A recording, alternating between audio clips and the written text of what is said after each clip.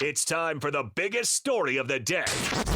This is What Made the Cut with JJ and Alex on 97.5, the KSL Sports Zone.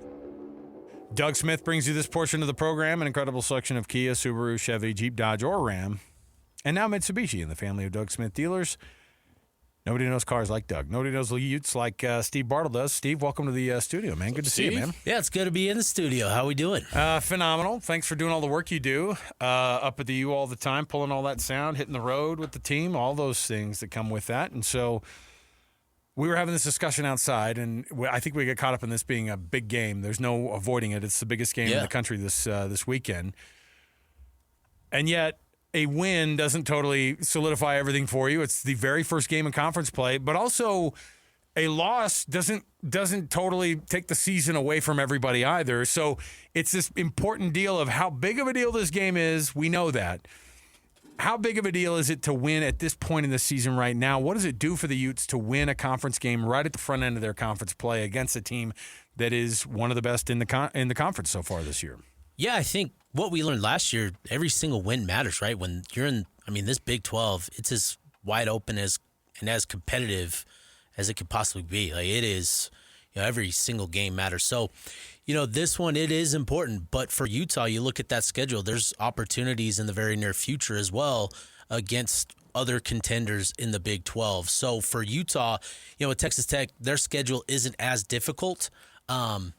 And so it puts more onus on Utah to get this one to give Texas Tech that loss, right? So this is an important one, and I think you can feel how important it is. You can kind of feel the magnitude of it all, obviously with Big Noon Kickoff and everything like that.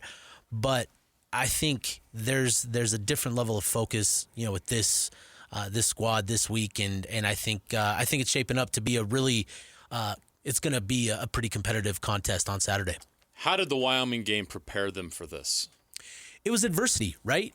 It was a lot of self-inflicted issues, and we can debate the refs and some of the calls that were made, but that doesn't matter. The fact is the flags were on the field, and they had to overcome their own mistakes time and time again. And in the first half, they didn't do a very good job of that, right? They had to settle for field goals.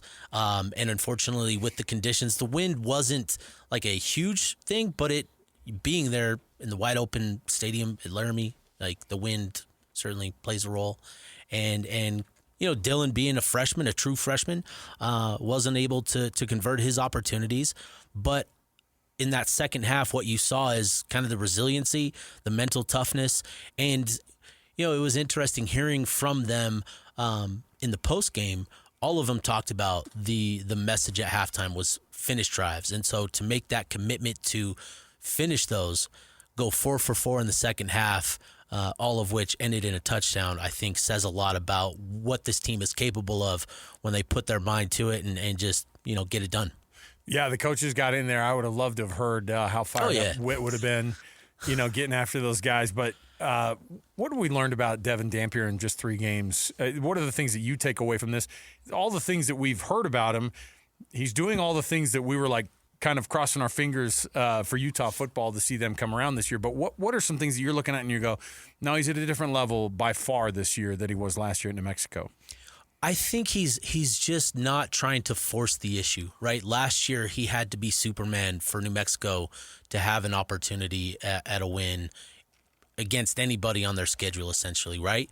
And I think he's done a good job of not forcing that issue, not pressing and not trying to be that guy. He's allowed the others around him to carry a lot of the responsibility to play make and relying on that offensive line. And I think that has been a really impressive thing for me because it's not always easy, right? When you're the quarterback, especially with what he was tasked with doing last year in New Mexico, he was that guy for them, right? And, to shift down and be more about the team and taking care of the ball and avoiding some of those, I don't want to say riskier throws, but, taking chances like he did last year. what's been really interesting to me, there's been a lot of discussion about Utah and the deep ball and needing explosives. And, Dampier has only attempted 8 passes of at least 20 yards through the air so far this season, which is not a lot. He attempted 71 last year, which is roughly about 6 per game. So through 3 games, he's only got 8, when last year he was attempting 6. And I think that sort of speaks to that mindset of buying into, the strengths of this team, which is the offensive line, the run game, and protecting the football. And it's translated into, him emerging as a early Heisman guy on these watch lists. And this opportunity this weekend, it's set up where he has a good game and everybody's going to be watching. When you talk about the Heisman candidacy and those Heisman moments, this game sort of presents that opportunity for him. But, he's only focused on what he's doing, what the guys around him are doing, and just going out and playing their game. What was our concerns about Devin Dampier before the season started? Number one, the turnovers. Yeah, the turnovers. Right? 12 touchdowns, 12 interceptions. So far, 7 touchdowns, 0 interceptions. And his completion percentage was in the 50s last year. It's in the mid-70s now. Yeah. So he's answered all those questions, and so you feel pretty confident about where he's at.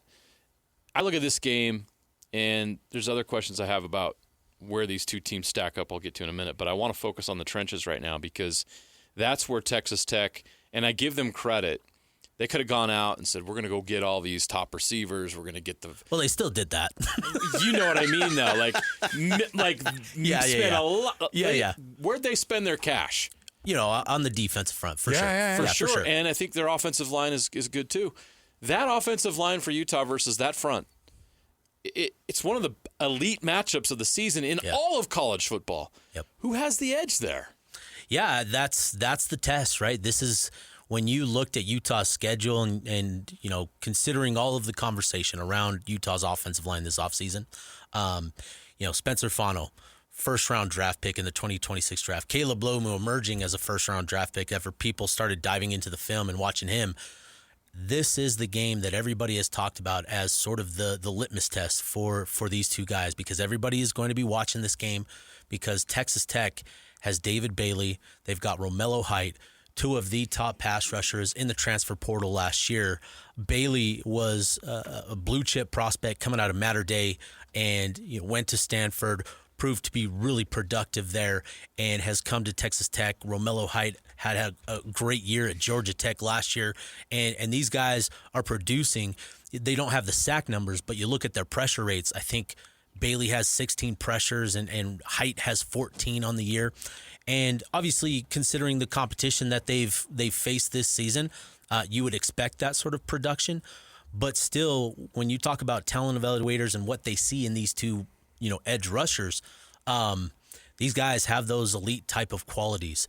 And for Spencer, for Caleb, this is the big test this week. And, that's before even getting to, who Texas Tech brought in on the interior of the line, which is going to present another challenge for Tanoa Togiai, Jaron Kump, and Michael Mokofisi. In terms of some of the analytics and data, it paints a positive picture for Utah in the sense that you look at some of the push, the line yards that the offensive line is being credited with. I think they're averaging 3.5 line yards, which is a measurement of how many yards are being gained before contact. Yeah, it's just a push. Yeah, it's just a full push. Yeah, that's huge. You're giving running backs, quarterbacks, tight ends, whoever is carrying the ball for Utah, you're giving them 3.5 yards of clear runway. Like, that's huge for your run game, right? So, moves the chains. And for Texas Tech, they've got solid defensive rushing numbers. Stuff rate is solid at 20%. But again, given their level of the competition that they faced, you would expect that to be higher. So I think this is the matchup of the game, is Utah's offensive line versus Texas Tech's defensive line. How big of a deal is it to have Rabbit Evans out for the extended period that he's going to be out? You saw that picture of him on, after surgery, talking about how it went well and everything. And that's a huge loss for that defensive backfield. But where do they stand now as that defensive backfield? Because that's one of the strengths of this team almost always. But it's a concern because you don't want to lose one of your big-time leadership type guys, and Rabbit Evans going down is a tough deal for the Utes. Yeah, he was a guy that I think everybody, has grown to love with, his personality, who he is as a player. He emerged last year as a guy that I think everybody was optimistic about taking a step forward this season, and it looked like he was going to do that after what, coaches saw in him in spring ball. There was talk of him being compared to Sione Vaki, Marquise Blair. That was the sort of player that Rabbit Evans embodied. And so to lose that, obviously, Utah's been without him in each of the first 2 games. And so we kind of have a feel for how they're going to operate with Nate Ritchie. But still, to lose that type of potential in the secondary is tough. And fortunately, as you said, Rabbit Evans posted that surgery went well, and it sounds like he's, making his intentions known that he wants to be back next year. So he'll have a red shirt. But in terms of how Utah moves forward this season, the bulk of that responsibility is going to fall on the shoulders of Nate Ritchie. And, we've seen the flashes. We remember how well he performed as a true freshman in 2020. We've seen some of those flashes through the first 3 games, of that disruptive nature around the line of scrimmage. And at the same time, Kyle Whittingham, said it pretty plainly. He's got to improve as a tackler. He's got 4 missed tackles on the season so far.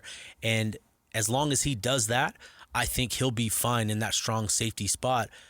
I wouldn't be surprised if they somehow incorporate Jackson Benny into that strong safety rotation as well. That was his, primary position throughout the offseason before they moved him to nickel and wide receiver in that. But, there's a lot of carryover and a lot of overlap between that nickel and strong safety spot. So I wouldn't be surprised to see that sort of combination with Ritchie and Benny moving forward. And that secondary is going to be really tested on Saturday by Baron Morton, who's one of the most efficient passers in the country. And those receivers, you said that best receivers money can buy in the transfer portal.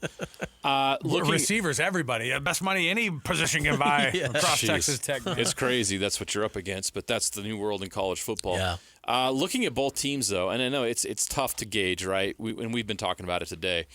Nobody's played anybody. Yeah. I mean, we thought Utah was playing a good team at UCLA. Obviously, Wyoming ended up being the toughest competition. Crazy, right? Yep. And if that's the case, it's like, okay, well, we don't know a lot yet. Yeah. And Texas Tech isn't any better. Their schedule's not very good, but they've been very good against their schedule. You look at the numbers, the stats nationally. Total defense, Utah's 11th right now. Texas Tech 15th. Mm-hmm. Total offense, Texas Tech is 2nd. Utah's 15th. These teams, with what the schedule they had, have been good on both sides of the ball. They've been good in all phases. Where's the weakness here, and who takes advantage of that weakness? Yeah, I think this is a strength-on-strength matchup, right? When you're talking about Utah's strength being that offensive line, being the run game, with the investment that they put into that defensive line, that's, their strength, right? They brought in a couple big bodies, on the interior. They brought in the edge rushers, obviously. That is going to be the big key for Utah is, establishing the run game and just eating up the clock, shortening the game, and that sort of thing. Can Dampier continue to be as efficient as he has been so far this season with the increase in talent in that defensive secondary that he's going to face? Are there going to be the same amount of opportunities for him to move the ball down the field? We'll find out. And, how does Utah adapt? How do they evolve? That is something that I found really interesting when talking to Kyle Whittingham, at the end of fall camp, is he made it clear that, this offense, we know it's going to be built on the run game, but this offense is going to evolve over the course of the season. And, we haven't seen a lot of evolution so far. And I'm curious to see what they do this week, because Texas Tech is going to be coming in here focusing on taking away the run game and limiting the success on the ground. So how does Utah counter, right? This is that chess match between teams this week, and I'm excited to see what it looks like on Saturday. How do they get fired up at 10 a.m. up at Rice Cycles? It's just not one of those things that, like, the biggest games are never played before. Kyle like lives for these kickoff times, man. he does. You know He's like, Kyle's going to be fired up. he wakes up and he eats a handful of rocks and then like goes to the stadium. Oh, like, yeah. I know. He's gonna I be know. juiced. But He's a how morning fired guy. up is the Musk going to be? That's how my fired up is question. the crowd going to be? That's my question. Tailgating's going to be one of these overnight deals, man. That's going to be an all-nighter type of situation, I feel like. It's been interesting. The conversation, amongst the fan base has been, get to the tailgate early, get to the stadium early. Let's show up, let's show out, because I think everybody sort of realizes how big and how unique of an opportunity this is to have Big Noon Kickoff, Fox, on campus, right? Utah's had ESPN College Game Day on campus number of times, but to have this opportunity with Fox coming to town, I think I shouldn't say everybody, but the conversation among Utah fans, you can kind of feel the how fans are approaching this week. I think there's going to be a point of emphasis among Utah fans to get there and get there early. Steve Bartle, he's our Ute insider for KSLSports.com. We're going to keep an eye on this one, obviously, all week. It's going to be the big one for us to be able to chat about here locally, and we're looking forward to a big one. Thanks for all your coverage, man. We appreciate it. Yeah, appreciate you guys. Have a good one. All righty.